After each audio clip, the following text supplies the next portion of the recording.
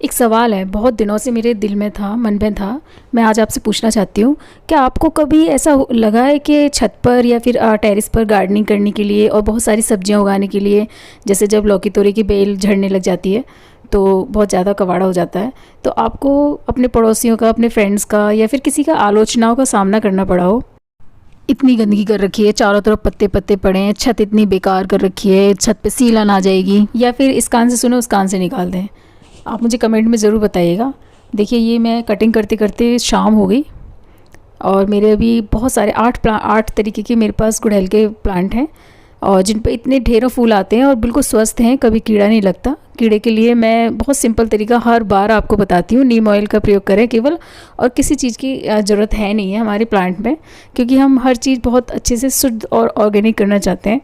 तो देखिए, और ये अगला दिन आ गया, फिर अगले दिन भी मैं जिम से आते ही सबसे पहले मैंने अपने ये काम ख़त्म करने का कोशिश करा, क्योंकि कुछ प्लांट रह गए थे, कल अंधेरा हो गया था। तो टाइम भी हम लोगों को निकालना पड़ता है। टाइम गार्डनिंग अगर आप छत पर कर रहे हैं तो उसमें टाइम कम से कम 2 घंटे सुबह, 2 घंटे शाम को चाहिए, क्योंकि हमारे पास गार्डनिंग करते करते ऐसा नहीं है कि अगर हम वेजिटेबल्स ही उगा रहे हैं तो वेजिटेबल्स ही रहेंगी। हर तरीके के प्लांट होते हैं जिनकी केयर अलग अलग समय पर अलग अलग तरीके से करनी पड़ती है। तो ज़्यादातर ये जो गुड़हल का पौधा है, ये बहुत हार्डी प्लांट है, इसमें ज़्यादा आपको केयर करने की ज़रूरत नहीं है।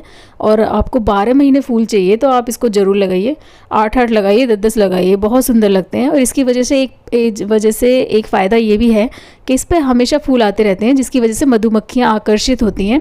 अगर आप अपनी छत पर सब्जियाँ उगाते हैं तो मधुमक्खियों का बहुत बड़ा काम है पॉलिनेशन के लिए। अगर आपके पास फूल के प्लांट नहीं होंगे ऊपर, तो पॉलिनेट नहीं होंगे आपके जो सब्जियों के फूल हैं, और पॉलिनेट नहीं होंगे तो फिर उन पर वेजिटेबल्स नहीं आएंगी। स्टार्टिंग का टॉपिक मेरा ये था कि जब हमारी छत पर इतने सारे पत्ते और इतनी सारी चीज़ें और इतनी सारी थोड़ा सा मिट्टी वगैरह भी गिर जाती है, तो इसको लेकर जब हमारे यहाँ कोई लोग मिलने आते हैं तो वो बोलते हैं इतना गंदगी क्यों कर रखी है ना, थोड़े से पैसों की सब्जी के लिए आप क्या क्या करते रहते हो। तो आप मुझे कमेंट में ज़रूर बताइए, अगर आप अपनी छत पर गार्डनिंग कर रहे हैं, टेरेस गार्डन में आपने बहुत सारे प्लांट लगा रखे हैं, किसी भी तरीके के प्लांट लगा रखे हैं, चाहे वेजिटेबल्स के हों चाहे फूलों के हों। और ज़्यादातर मैं पूछना चाहती हूँ जिन्होंने वेजिटेबल्स करते हैं जो अपनी छतों पर, है ना, तो वो उनका मेन मकसद क्या है? आपको वो वेजिटेबल्स या फिर अपना इतना बड़ा गार्डन का सेटअप करके आपको क्या लगता है, आप फील क्या करते हैं, या फिर आपको लोगों के कहने का क्या प्रभाव पड़ता है? मुझे आपसे ये सब पूछना है। तो आप कमेंट में प्लीज़ ज़रूर बताइएगा, मेरी हेल्प करिएगा, क्योंकि मैं थोड़ा सा इन चीज़ों को लेकर सोचती हूँ कि ऐसा कैसे हो जाता है। लोगों की सोच के बारे में मैं सोचना चाहती हूँ कि लोगों की सोच अलग अलग, लोगों की सोच किस तरीके से अलग अलग हो सकती है, और कैसे लोगों को कुछ चीज़ें अच्छी लगती हैं और कितने लोगों को वही चीज़ें बेकार और गंदगी लगती है। तो देखिए, ये मैंने कटिंग ले ली है, अब इनकी मैं कटिंग लगाऊंगी और घर में ढेर सारे प्लांट बनाऊंगी। और ज़्यादातर अब मेरे पास तो काफ़ी प्लांट हैं, तो मैं इनको पार्क में लगा दूंगी या अपनी फ्रेंड्स को दे दूंगी, क्योंकि मेरे पास white colour, yellow colour, purple colour और रेड सुर्ख लाल वाला रंग और थोड़ा रानी रंग और कई सारे 8-10 तरीके के गुड़हल के कलर हैं। तो गार्डन हमारी जो कॉलोनी का गार्डन है उसमें भी बहुत सुंदर लगेंगे वो। और देखिए, ये सब मैं तैयार करती हूँ, और मेरी स्टूडेंट हैं, मैं उनको भी दे दूँगी। मैं डांस क्लास में जाती हूँ तो वहाँ डांस टीचर को भी अपने दे दूँगी। तो बहुत लोग हैं जिनको मैं ये सब डोनेट करूँगी कटिंग्स बनाकर। और बस मुझे लगता है ये गार्डनर होने के नाते हम लोगों को हर चीज़ हरी हरी देखना ही पसंद है। अपना आस पड़ोस, अपने फ्रेंड्स का घर, अपनी क्लासेस जहाँ भी हम जाते हैं, जिम हो या फिर डांस क्लास हो या जो भी हो, या किसी कॉलेज में अगर हम टीचिंग करते हैं या फिर पढ़ते हैं या पढ़ाते हैं, हर जगह हमें हरियाली चाहिए होती है। और गार्डनिंग का कोई भी कूड़ा वेस्ट नहीं जाने देना है। मैंने सारा इकट्ठा कर लिया है, क्योंकि इसका मैं कंपोस्ट बनाऊँगी। और देखिए, जब भी आप गार्डन का काम करें तो उसको साथ के साथ साफ़ करने की कोशिश करें, केवल 5 मिनट लगता है। तो मैंने ये साथ के साथ साफ़ कर दिया है। और क्योंकि काम इतना ज़्यादा होता है और अगर हम काम कल पर छोड़ते रहेंगे तो काम बढ़ता ही रहेगा, इसीलिए जब आपने गार्डनिंग में कोई काम करने स्टार्ट करा है तो उसको कंप्लीट करिए। अब देखिए, 5 मिनट में, केवल 5 मिनट में पूरा गार्डन साफ़ हो गया मेरा, क्योंकि पूरा तो साफ़ ही पड़ा था, बस यहीं थोड़ा गंदा हुआ था। और ये सब चीज़ मैंने थोड़ा बहुत भी कूड़ा, ज़रा सा एक पत्ता भी मैं वेस्ट नहीं जाने देती, इसको मैंने एक टब में भर के रख दिया है। इसको मैं अगले पौधे में काम लाऊंगी। और ये देखिए, अब लगाते हैं कटिंग। बहुत ही आसान तरीका कटिंग का, 99% आपकी कटिंग सक्सेसफुल होगी इससे।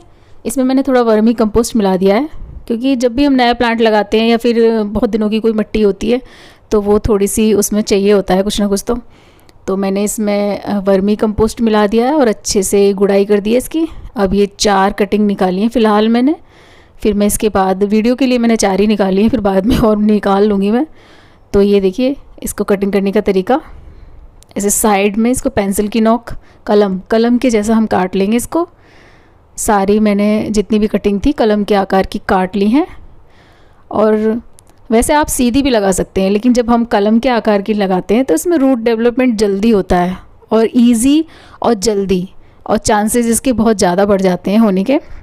तो आप एलोवेरा प्लांट का जेल लगा सकते हैं आराम से, कोई दिक्कत नहीं है। हल्दी हो तो हल्दी लगा सकते हैं, और अगर आपके पास कोई फंगीसाइड वगैरह है वो लगा सकते हैं। रूट डेवलपमेंट के लिए कुछ और चीज़ है तो वो लगा सकते हैं। वैसे बेस्ट तरीका है, सबसे बेस्ट और इजी सस्ता, आप एलोवेरा की एक पत्ती लीजिए और उससे लगा दीजिए।